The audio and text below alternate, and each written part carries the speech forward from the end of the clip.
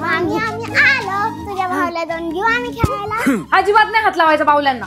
अरे अरे थांबा.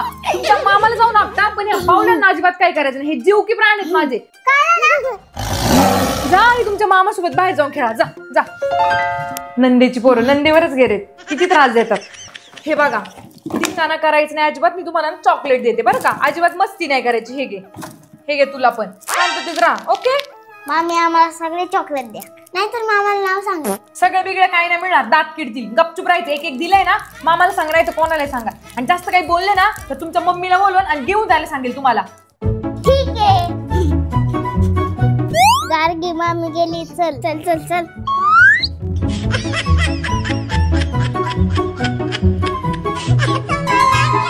बाई ही नंदीची पोरं गप्प बसली असली म्हणजे बरं.